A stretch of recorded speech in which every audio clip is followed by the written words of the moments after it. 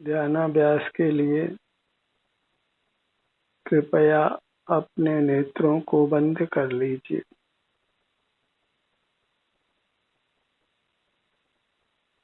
पर पदार्थों से सुख की आशा छोड़िए।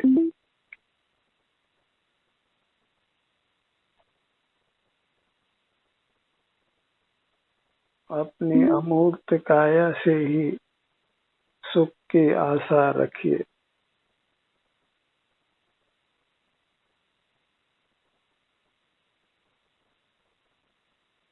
शिक्षा वही अच्छी है जो परावलंबन छुड़ाती हो और स्वावलंबन कराती हो।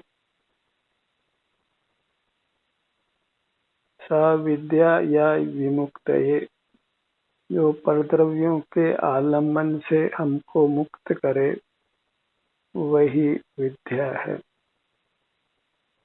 पर पदार्थों के अवलंबन से जीना वही संसार है, और अपनी अमूर्त काया के अवलंबन से जीना वही मोक्ष मार्ग है।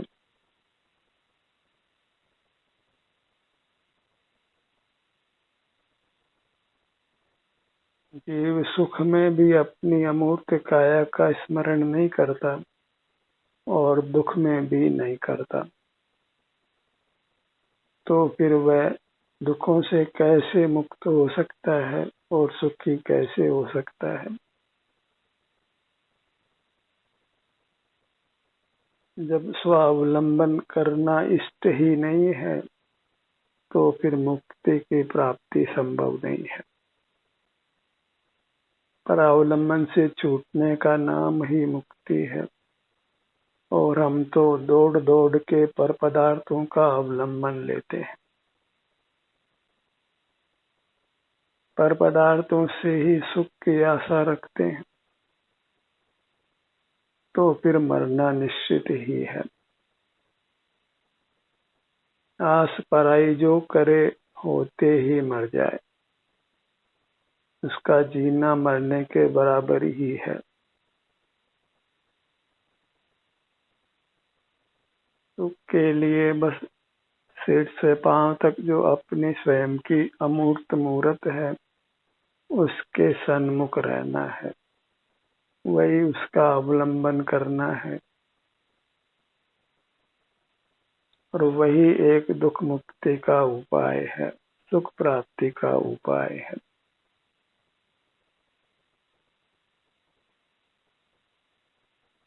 और जगत में यह शिक्षा बिल्कुल नहीं चलती है।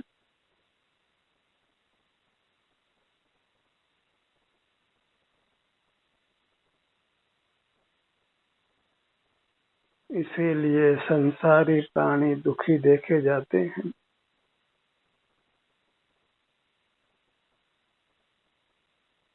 सारा जगत ही दुखों से जूझता रहता है और दुखों से फिर भी मुक्त नहीं होता है।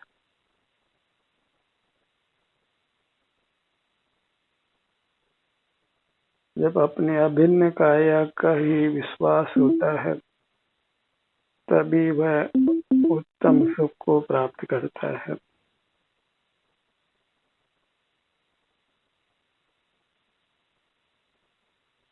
धर्म का उपदेश इतना ही है कि भिन्न साधन साध्य भाव को छोड़कर अभिन्न साधन साध्य भाव को स्वीकार करें।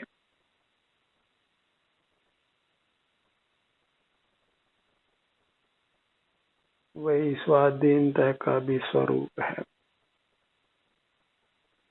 अपने लिए अपने से अपने में जीना। जहाँ अभिन्न सत्कारक होते हैं, कर्ता कर्म करण संप्रदान अपादान और अधिकरण, जहाँ पर का कोई विकल्प नहीं है, वही मोक्ष मार्ग है। और जहाँ पराश्रय है, वही संसार मार्ग है, भले ही वह पराश्रय देव शास्त्र गुरु का क्यों न हो। आपका आप ही देव है, आप ही गुरु है, आप ही शास्त्र है, आप ही तीर्थ है, वही मोक्ष मार्ग होता है।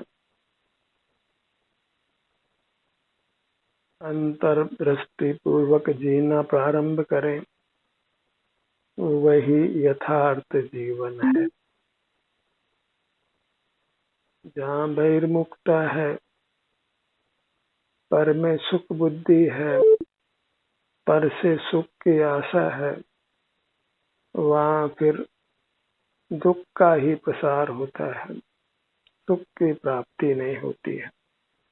बहिर्मुखता में जीव शरण बाहर ही ढूंढता है, और अंतर्मुख होता है तो फिर अपनी शरण पा ही लेता है, फिर अन्य शरण की आवश्यकता नहीं रहती।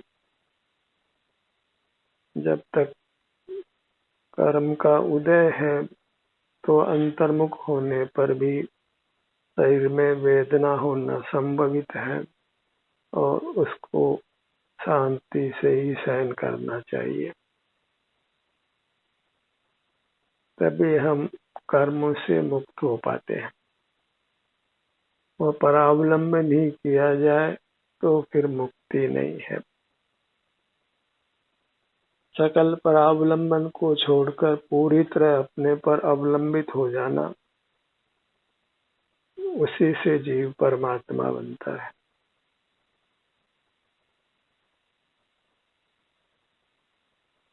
सिर से पांव तक ये अपनी अमूर्त काया है, जो नाना अंगोपांग वाली है। उसी के विभिन्न अंगोपांगों पर अपना ध्यान लाना है। इतना सा ही मोक्ष मार्ग है।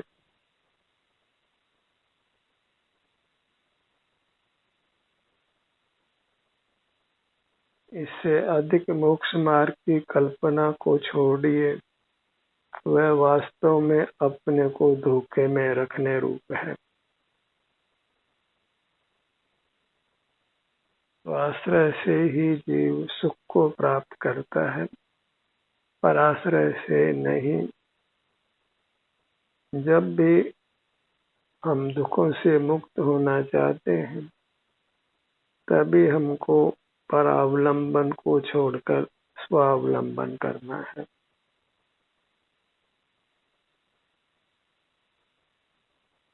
स्वावलंबन करते हुए मृत्यु भी आ जाए तो अच्छी है, और परावलंबन करते हुए दीर्घ जीवन मिले तो भी अच्छा नहीं है।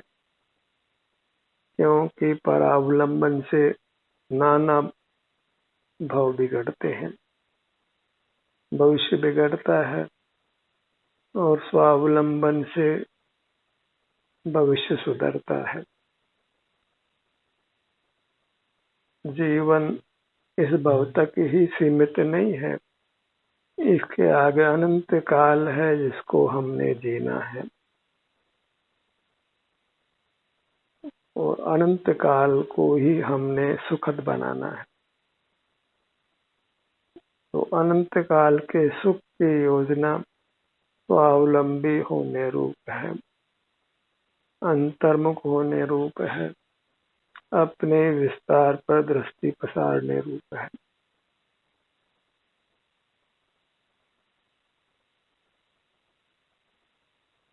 इसी बात को हमने घोखना है, पुनः पुनः याद करना है, और इसी मार्ग पर पुनः पुनः चलना है, जब तक मोक्ष की प्राप्ति नहीं हो।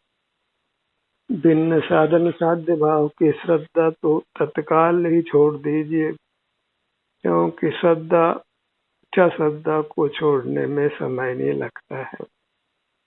और अभिन्न साधन साध्य भाव की श्रद्धा कीजिए, भले उस रूप आचरण करने में कुछ समय लगना है।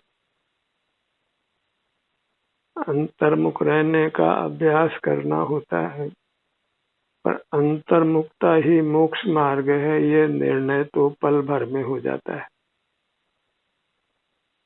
और जिनको अंतर्मुखता का श्रद्धान ही नहीं है, तो फिर उनको मोक्ष मार्ग का मूल ही नहीं है।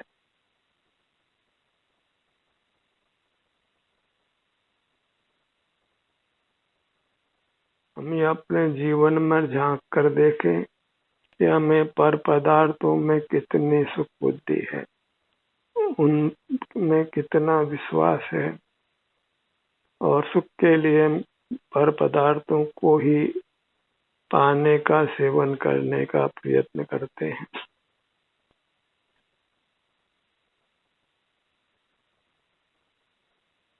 हमें संसार है तो दुख भी है, तो हमें अपने सन्मुख रहने का ही निरंतर प्रयत्न करना है।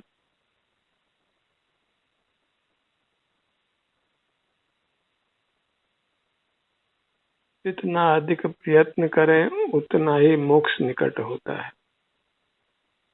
जितना गुड़ डालो उतना मीठा।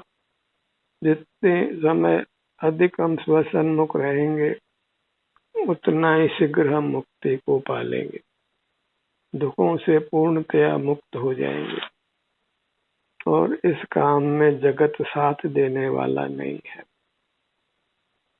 जगत तो विषय सुख के लिए ही दौड़ता है, अपने शारीरिक सुख को पाने के लिए जगत के प्राणी नहीं दौड़ते हैं।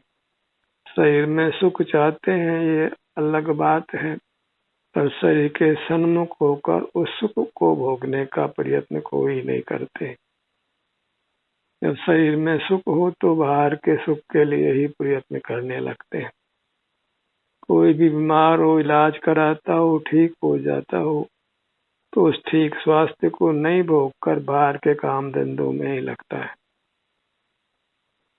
वह अपने स्वास्थ्य के सुख को तो मानो भोगना ही नहीं जानता है, उसके संबंध में वह मूड ही रहता है।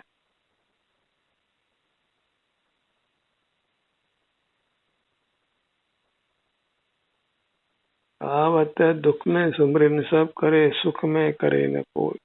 या तो मोक्ष मार्ग में दुख में भी यह जीव अपनी अमूर्त काया का स्मरण नहीं करता है, किसी कल्पित पर परमात्मा का स्मरण करता है, अर्थात परावलंबन ही करता है।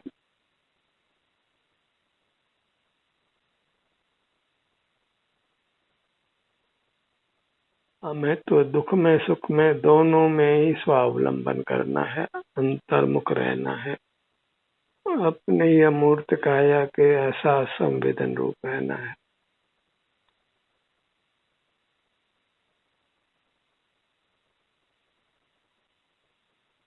आपाद मस्तक इतना ही सुख का प्रवाह है।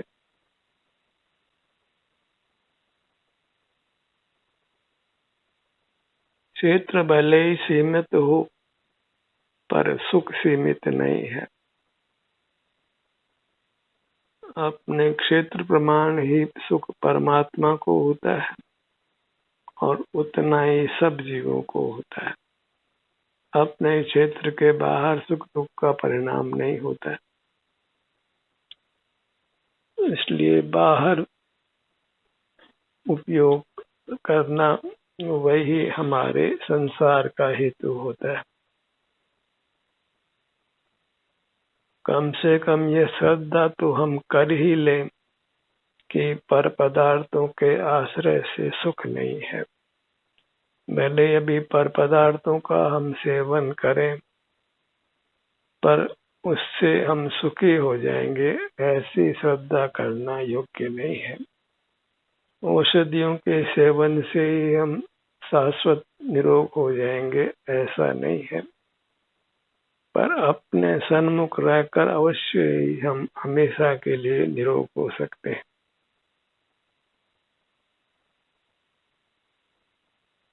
औषधियों के सेवन में तो प्रतिक्रिया होकर मरण भी हो जाता है, पर अपने सन्मुख होने पर कोई साइड इफेक्ट नहीं होता, और निश्चित ही जीव स्वस्थ होता है, सुखी होता है, दुखों से मुक्त होता है, परमात्मा होता है।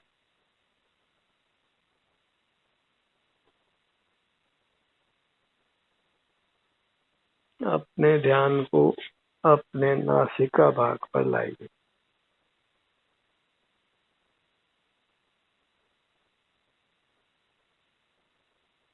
श्वास के आवागमन के निमित्त से हमारे आत्म प्रदेशों में भी हलन चलन होता है, उसको महसूस कीजिए।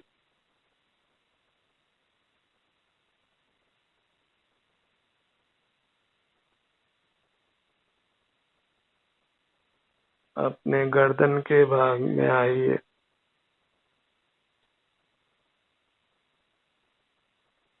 सीने के भाग में आइए,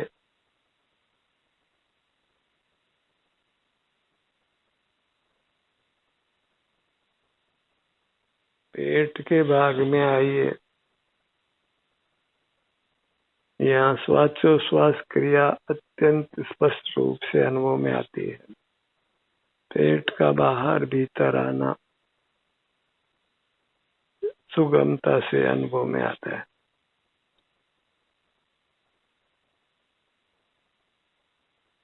पेट के भाग में जो भी आराम वेदना की स्थिति है उसका अनुभव करिए।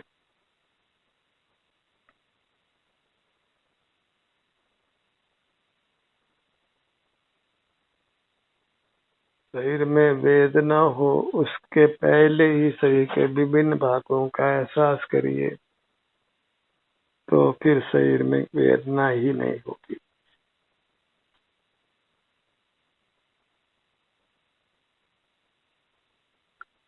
तो वही अच्छी स्थिति है कि हमारे शरीर में कोई वेदना नहीं हो। वास्तव में तो वही सच्चा सुख है।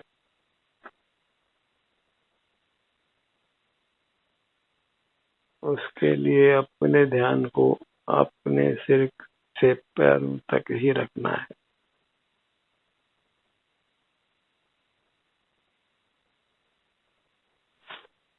यही चारित्र है, शील है, धर्म है। इससे भिन्न कोई धर्म का स्वरूप नहीं है।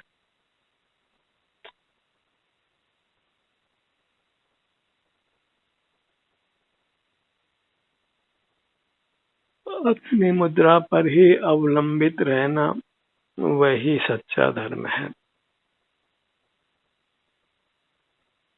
और यह यत्न साध्य है, क्योंकि फिर हमारे नेत्र खुल जाते हैं और हम बाहर की दुनिया से जुड़ जाते हैं, और फिर दुखों की परंपरा बनी रहती है, अनादि से बनी हुई है, और हम सावधान नहीं होंगे तो अनंत काल बनी रहने वाली।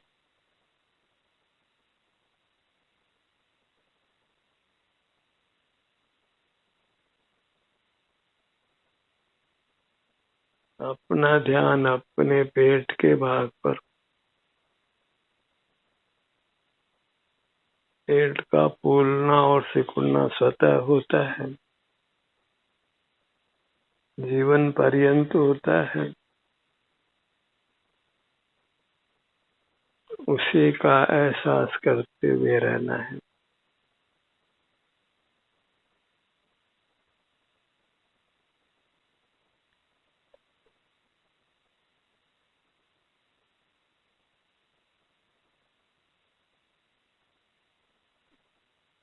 किसी भी भाग पर ठहरने के लिए वहाँ यदि आप संख्या गिनते हैं तो फिर ठहरना सुगम हो जाता है।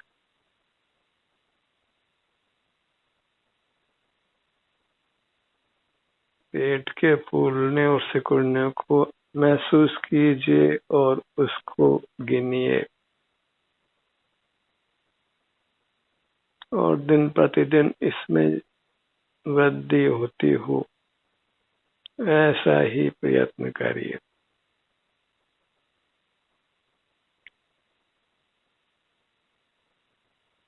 पेट का फूलना और सिकुड़ना अधिक काल तक अनुभव करते हुए रहिए।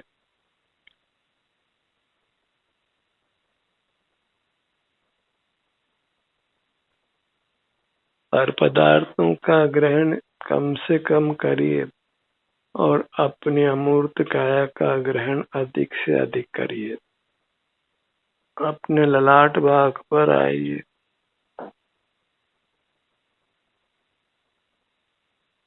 भ्रू मध्य,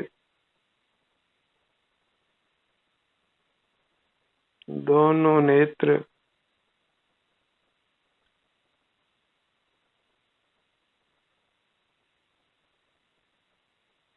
दोनों कान, दोनों नथनों का भाग,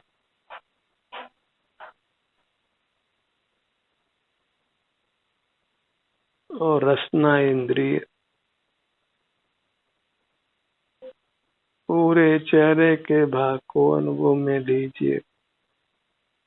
इस प्रकार स्पर्शन, रसना, घ्राण, चक्षु, कर्ण, इन 5 इंद्रियों पर क्रम से अपने ध्यान को लाइए।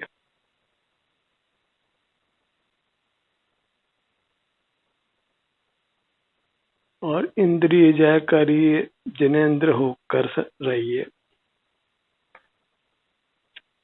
संसारी होकर रहना कदापि अच्छा नहीं है। वर्तमान स्थिति जो संसारी रूप है उससे असंतुष्ट रहिए, ताकि आप संसार दशा से मुक्त होने का प्रयत्न कर सके।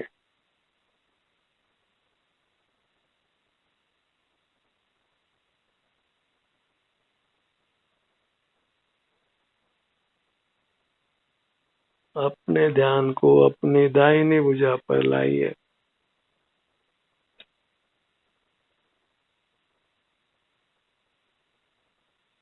बाईं भुजा,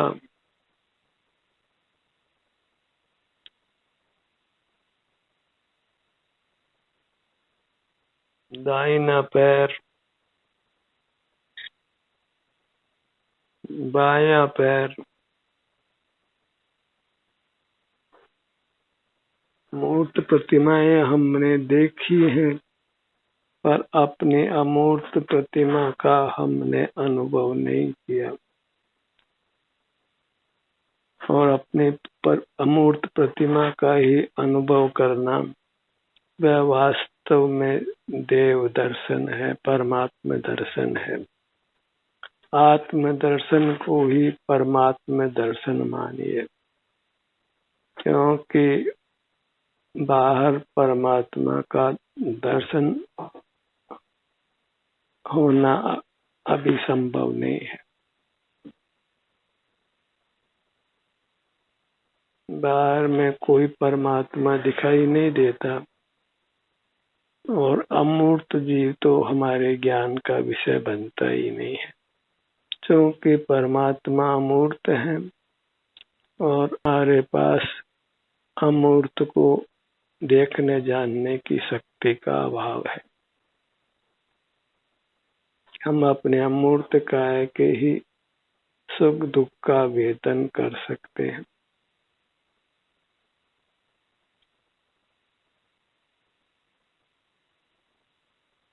धन न हमारी मर्जी से आता है, न हमारी मर्जी से जाता है। इसलिए धन के संबंध में कुछ भी विकल्प करना अच्छा नहीं है, और धन का विकल्प छोड़कर अपने चिंतन का ही विकल्प करिए।